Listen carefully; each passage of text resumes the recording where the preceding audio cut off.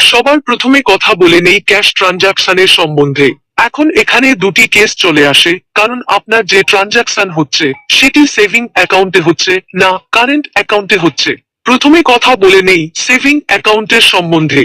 Saving অ্যাকাউন্টে আপনার cash deposit এবং ক্যাশ উইথড্রলের লিমিট রয়েছে 10 লাখ টাকা, এবং এই যে লিমিট রয়েছে তা 1 বছরে, অর্থাৎ 1 বছরে আপনি ম্যাক্সিমাম 10 লাখ টাকার ক্যাশ ডিপোজিট এবং উইথড্র করতে পারবেন।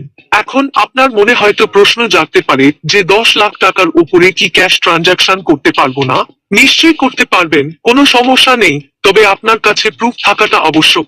যদি আপনার কাছে এর প্রুফ না থাকে, যদি বিনা প্রুফে ট্রানজাকশন করেন, তাহলে আপনার কাছে ইনকাম ট্যাক্সের নোটিশ আসবে, আর যদি আপনার কাছে ইনকাম ট্যাক্সের নোটিশ আসে তাহলে তার জন্য আপনাকে পেনাল্টি দিতে হবে। এখন এই পেনাল্টি কতটা হবে তা আমি একটু পরেই জানাচ্ছি। এখন ধরুন আপনার কাছে সমস্ত ট্রানজাকশনের প্রুফ রয়েছে, আপনার ট্রানজাকশন একদমই জেনুইন রয়েছে, কিন্তু তারপরেও আপনার ক্যাশ উইথড্রল করার প্রয়োজন পড়ছে, তাহলে এই ধরনের কেসে সরকার আপনার উপর টিডিএস বসাবে। এখন এই টিডিএস কতটা লাগবে এটা ডিপেন্ড করে আপনি আইটিআর ফাইল টাইমে পূরণ করেন কিনা। এখন এটা কি ধরনের সিস্টেম এটাকে ভালো করে বুঝে নেই। যদি আপনি রেগুলার আইটি ফাইল করেন, আর ধরুন আপনি 1 বছরে 1,10,00,000 টাকার বেশি অ্যামাউন্ট আপনার অ্যাকাউন্ট থেকে ক্যাশ উইথড্র করেছেন, তাহলে আপনাকে কেবলমাত্র ওই টাকার উপর 2% টিডিএস দিতে হবে যতটা অ্যামাউন্ট 1 কোটির উপর রয়েছে।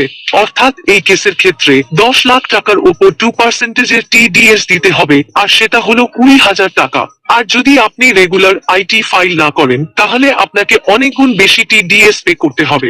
ধন্যবাদ। জেনে নেই যে সমস্ত মানুষেরা বিজনেস করছেন, যারা কারেন্ট অ্যাকাউন্টকে ইউজ করছেন, তাদের উপর কি কি রেস্ট্রিকশন রয়েছে, কি কি লিমিট রয়েছে। কারেন্ট অ্যাকাউন্টের ক্ষেত্রে 1 বছরে আপনি 50 লাখ টাকার ক্যাশ জমা করতে বা তুলতে পারবেন। এখানে আপনাদের আর একবার মনে করিয়ে দেই যে সেভিং অ্যাকাউন্টের ক্ষেত্রে এই লিমিট ছিল 10 লাখ টাকা। যেহেতু কারেন্ট অ্যাকাউন্ট বিজনেসের পারপাসে ইউজ হচ্ছে, তাই এখানে তো প্রত্যেক দিন লেনদেন চলতে থাকবে, কিন্তু এখানেও সরকার লিমিট বসিয়েছে।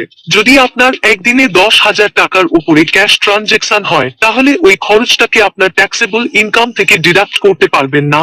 আর যদি আপনি একে ট্যাক্সেবল ইনকামে ডিডাক্ট না করান, তাহলে আপনি প্রফিট বেশি দেখতে পাবেন এবং আপনাকে বেশি ট্যাক্স দিতে হবে। এখানে আপনাদের একটা কথা রিমাইন্ড করিয়ে দেই, এই যে রেস্ট্রিকশন গুলি রয়েছে তা ক্যাশ ট্রানজাকশনে রয়েছে, নন ক্যাশ ট্রানজাকশনে এই ধরনের রেস্ট্রিকশন নেই। এইবার জেনে নেই ইউপিআই এর মতো ডিজিটাল ট্রানজাকশনে কেমন ধরনের রেস্ট্রিকশন লাগিয়েছে যাতে ইনকাম ট্যাক্সের নোটিশ না আসে।